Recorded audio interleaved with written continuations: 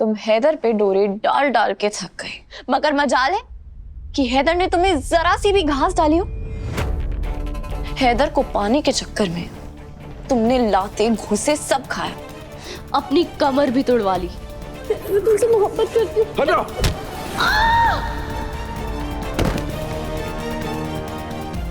मैंने तुमसे नाक तक रगड़वा दी।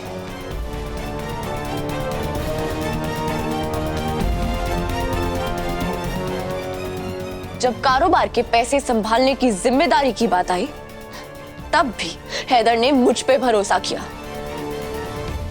और तुम फिर हार गई। जितनी खुशी मनानी है ना, मना लो तुआ, लेकिन बहुत जल्द हैदर डिजाइन्स की बागडोर मेरे हाथों में होगी। सोचना भी मत।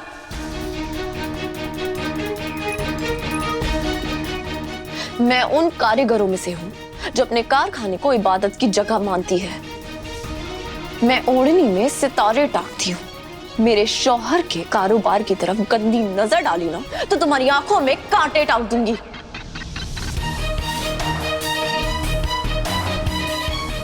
हैदर और मेरे बीच में चाहे कितनी भी खटास क्यों ना हो, मगर काम के मामले में हम हमेशा एक रहेंगे। हैदर डिजाइन्स के स्टोर और इसकी मालकिन होने का गुरूर मुझे जान से भी ज्यादा प्यारा है। इसके साथ मैं रत्ती भर भी समझौता नहीं करूंगी, समझी तुम? तुम्हें समझौता करने के लिए कौन बोल रहा है तुआ? मैं तुम्हें धक्के मार के उस जिम्मेदारी से हटाऊंगी और फिर जैसे तुम्हारा कमरा छीना है ना, वैसे ही हैदर डिजाइन्स की बागडोर भी छीन लूंगी। कोशिश करके देख लो, मैं तुम्हारा वो हाल करूंगी कि रो रो के तुम्हारी आंखें बाहर आ जाएंगी। ये सिर्फ कपड़ों का कारोबार नहीं है, ये हमारे जज्बातों से बना है। इसमें मेरे अब्बू की इज्जत, हैदर की मोहब्बत और मेरी मेहनत जुड़ी हुई है। तुम तो बहुत दूर की बात हो।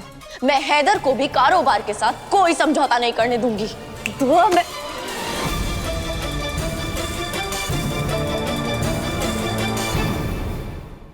आजकल मेरे हाथ पैर बहुत चल रहे हैं, इसीलिए निकलो यहां से।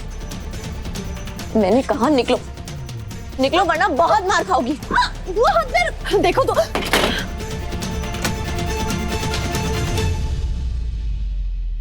हैदर डिजाइन्स तेरा गुरूर है ना दुआ, अब देखना कैसे मैं तेरे इस गुरूर को तोड़ती हूं। कारोबार के मामले में हैदर सिर्फ तुझ पे भरोसा करते हैं ना, अब देखना इस भरोसे का ऐसा खून करूंगी कि देखने वाले देखते रह जाएंगे। हैदर की आधी जिंदगी पे तो कब्जा कर ही चुकी हूं, अब उनका भरोसा भी हासिल कर लूंगी।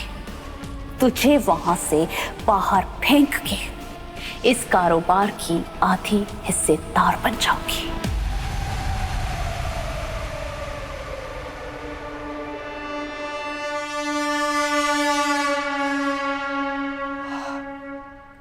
खुदा खैर करे, 1750 शैतान मरे होंगे तब जाके ये चुड़ैल पैदा हुई है। बेचारी दुआ, उसके शौहर को तो छीन लिया, उसका कारोबार भी छीनना चाहती है ये। रुक जा टॉयन, रुक जा, तेरी ये हसरत ना मैं कभी पूरा नहीं होने दूंगी। आप बुरे नहीं हैं, मगर आप अच्छे भी नहीं हैं। इधर ये दुनिया ना बहुत अजीब जगह है, यहाँ जो करता है वही बढ़ता है। इसीलिए किसी और का गुनाह अपने सर लेकर सजा भुगतना बेवकूफी है। इससे इंसान खुद तो परेशान होता ही है, दूसरों की जिंदगी भी बर्बाद कर देता है। ऐसे में कई बार इंसान महान बनने के चक्कर में खुद को और खुद से जुड़े लोगों को जिंदगी भर का दर्द दे देता है। अम्मी से हुई गुनाह की भरपाई मुझे करना पड़ेगा। गजल की जान बचाने के लिए मुझे गजल से निकाह करना पड़ेगा।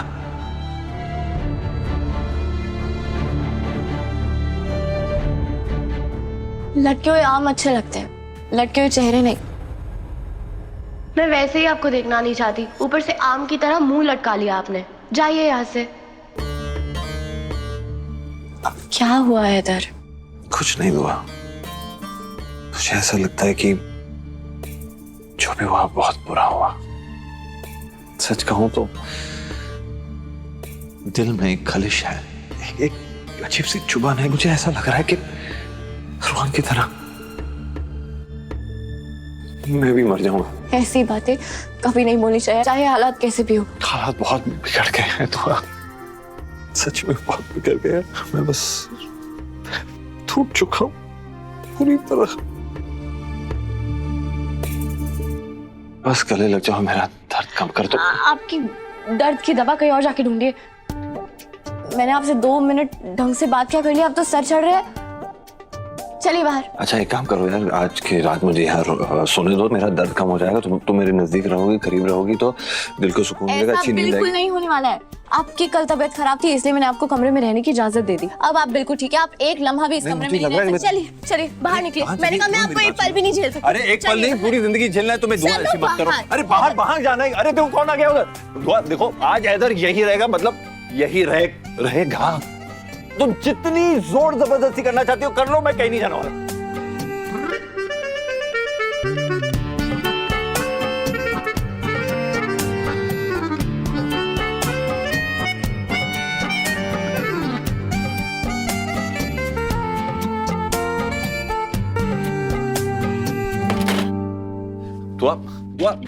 दुआ दरवाजा खोल दो, मैं कोने में पड़ा रहूंगा, यकीन मानो मेरा।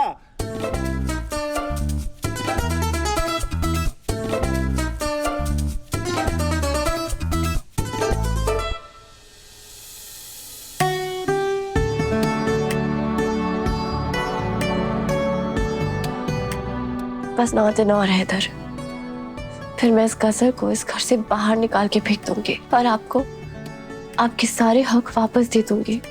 उसके बाद हमारी दुनिया फिर से पहले जैसी हो जाएगी, जिसमें बस हम दोनों होंगे। दुआ देखो, दरवाजा खोलो, ठीक है? मैं तुम्हें फाइनल वार्निंग दे रहा हूँ, दरवाजा खोल दो, नहीं तो। दुआ मेरी बात सुनो, तुम्हें डर लगता है ना अंधेरे से? मैं तुम्हारे करीब होता तुम्हें डर नहीं लगता? सोचो, अगर रूहान के बदले में कोई और होता अंदर तो क्या होता? फिलहाल रूहान से पूछे कि वो इतने वक्त तक कहाँ था, किस हाल में था और ये हाल कैसे हुआ उसका। बड़े में मैं आराम करना चाहता हूँ कुछ समय के लिए। हाँ। प्लीज प्लीज आप मुझे आराम करने दीजिए।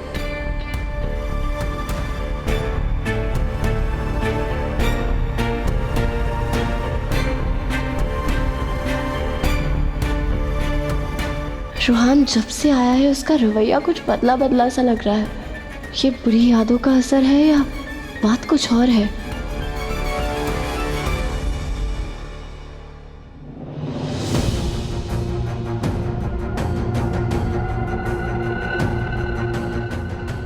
मैंने 5 लाख का इंतजाम कर लिया है। कल तक मुझे पिस्तौल मिल जानी चाहिए। पैसे देंगे तो गन क्या, तोप भी लाके दूंगा मैं तुमको।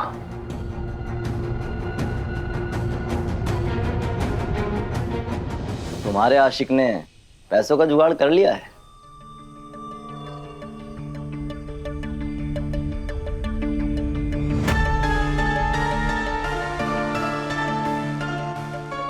मैंने जाल ही ऐसा बुना है कि आहिस्ता आहिस्ता एक एक करके सब फंसेंगे। अभी रूहान की बारी है।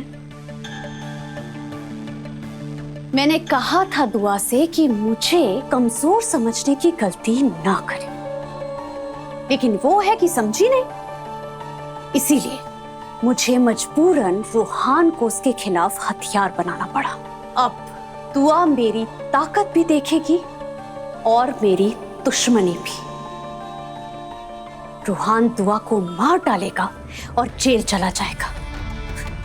रूहान भी खत्म और दुआ भी खत्म। और फिर हैदर दुआ की जुदाई में तन्हाई के दिन गुजारेगा और मैं उसके रातों का सुकून बन जाऊंगी। और हैदर हमेशा हमेशा के लिए मेरा हो जाएगा। मानना पड़ेगा तुम्हें, इस 10 ग्राम की खोपड़ी में 2 किलो का भेजा लिए हुए बैठी हुई तुम बहुत आगे जाएंगी। ऐसे क्या देख रहे मेरे को? हाँ, कहा जाते क्या मेरे को? जा रहा मैं, कल रूहान को गन दे दूंगा, वो उस दुआ को कफन पहना के दफन कर देगा और फिर हम दोनों उसकी मैयत पे बैठ के बिरयानी खाएंगे। फिर केलीच खत्म। अब आएगा मजा। दुआ मुझे 9 दिन में इस घर से बाहर कर देना चाहती थी ना, मैं भी 9 ही दिन लगाऊंगी। 8 दिन में हैदर और दुआ के रिश्ते को तार तार कर दूंगी और अगले दिन होगी दुआ की मौत। ऐसी मौत जिसे देखकर पूरी दुनिया सबक लेगी कि गजल से दुश्मनी करने का क्या अंजाम होता है।